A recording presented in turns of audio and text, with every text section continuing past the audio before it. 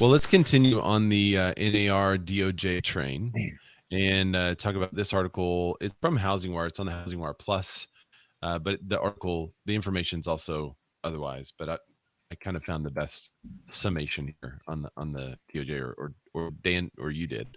But it's a good article. Yeah. Sorry, I've got to produce for a second. Okay. All right, so the DOJ probes NAR pocket listing ban, but the National Association of Realtors stated Monday that they will resist the demand from the information by the Biden administration, which they say illegally ended a consent decree. All right, so a communique that the National Association of Realtors fired off Monday gives clues on what Biden administration's probe into the real estate trade group looks like, with one area of investigations they are on pocket listings. The Justice Department announced July 1st that they unilaterally withdrew. We've kind of already talked about this. Chicago NAR was blindsided. Copy the civil. All right, I'm going to let's skip to the good stuff that we haven't covered yet. NAR slammed the request as untenable because there are hundreds of realtor associations that own multiple listing services across and spread throughout the country, and some have tens of thousands of members.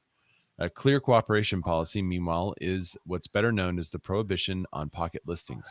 Agents who are members of the MLS under NAR's umbrella must post a home listing that to the MLS within one business day after marketing it.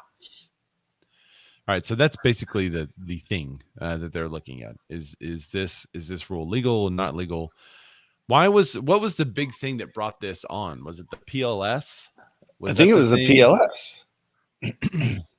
And it was pocket listings is where it came from, because things were being sold off market and not going out to the masses to be equally marketed to. Because remember, if you go back, 3 or 4 years, when Facebook had to change how you marketed, remember? Yeah. You could do really specific stuff. And then it was like, no, now you got to go 15 miles out. You cannot do, neighborhoods. It has to be all zip codes or whatever. You cannot steer in any way. That was back in the fair housing stuff. Yeah, fair housing. Then it turned into the pocket listings where bigger brokerages. So if you're with a bigger brokerage that has, or just like Ray, who keeps all of his, any buyer that reaches out, and we keep, there you go. D Jones says 2018, 2019, change that. But we have databases that have anyone interested in any of our properties. So now when I get a new listing, someone else that was interested on another listing that already sold, I can just reach right out to them and say, hey, do you want this one? Sure. And I can sell it, right? That's without putting in the MLS. But does that really benefit the seller? And does that really help all those buyers that want to see new listings right now? So that's why, the pocket listings, they were selling them just in-house. And, remember, there were 3 rules to it, I believe. And it kind of curtailed it, but it didn't really prevent it. Well, I think it made it worse. So right. I think I mentioned last week that I was contacted by a reporter doing an article on this stuff. And they wanted to know detailed information on why more listings were being sold off market. Well, what I think happened was, because people couldn't say, hey, this property is coming soon, then now they're keeping it in house, and they're still waiting the same amount of time before they put it out there, because the seller has to get photos and finish the staging, home staging, mowing the yard, raking, all that stuff. They're getting their house ready for the market. So the agent can't say, hey, this one's coming soon, to try to get the buyers to hold off one more weekend, right? Like, buy any houses this weekend, buy this house that's coming live next weekend. Right. So instead, they're able to tell their brokerage. So a lot of homes are still being sold off market. It's just now within their brokerage, and no other buyers have access to that. So I think it's actually made it worse in a lot of cases. Julie Moon says, oh, see, there you go. I've sold more things off market this year than ever before in the past. Yeah, because previously Julie would be able to say, hey guys, this property is coming soon. You guys hold up and wait. And she'd start to get a bunch of interest, and then she'd be like, ooh, let's go live. So as soon as they go live, they've already got all these offers, but now she just holds it. And then she knows 3 or 4 buyers that may want it. She puts it in front of them. They're like, yeah, we'll pick it up. Yeah. And I don't know how it works everywhere else, but we have, so Jack Attridge there. Thanks for commenting, buddy. Says, it benefits the agent and neither buyer or seller. What benefits the agent? The coming soon or the rule? that they can't do coming soon now. I think he means selling it off market, but we have what's called an SELM, a seller exclusion. So when I get a contract signed, if I didn't get that signed, I'd have to put it in the MLS within a day. But we get an SELM signed saying exactly what you're saying, Ray. Hey, they still have, because I have a new listing that's hoarder status. It's not there, but there's just a lot of stuff. There's a lot of clutter, and it's going to take a little while to get rid of that. So I said, okay, cool. We'll put this date on it and be done by then, and then we'll get pictures done and go live. So I added another 2 weeks outside of just getting the house cleaned, another 2 weeks just for just to get the pictures and everything and then go live. So it's essentially a month out after I got the contract signed. But you know, all that was preventing me from doing is I can't go on social media and say, hey, I have this coming soon or whatever, but I can still physically call people, right? And still call all interested parties and say, hey, marketing.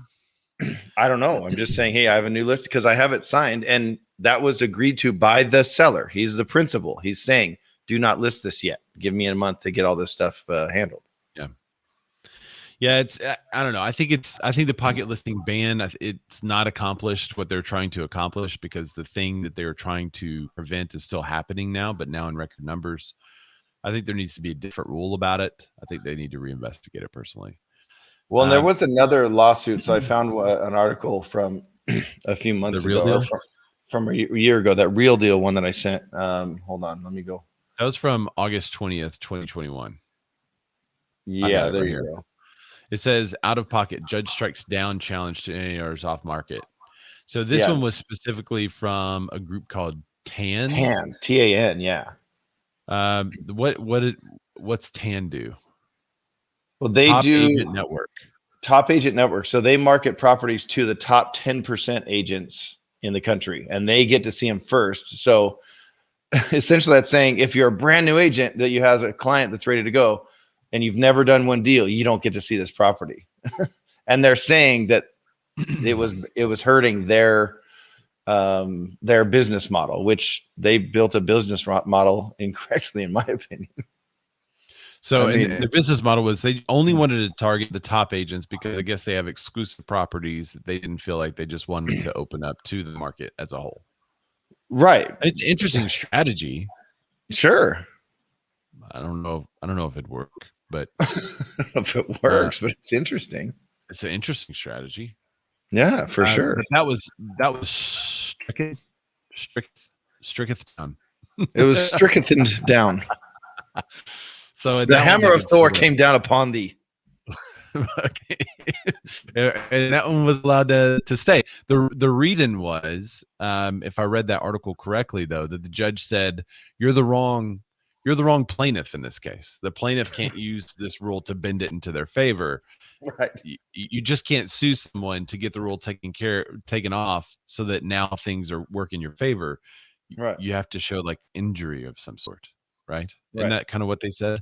Yeah. But we wanted to make a business model that's the opposite of what you said. No, you can't. You can't do that.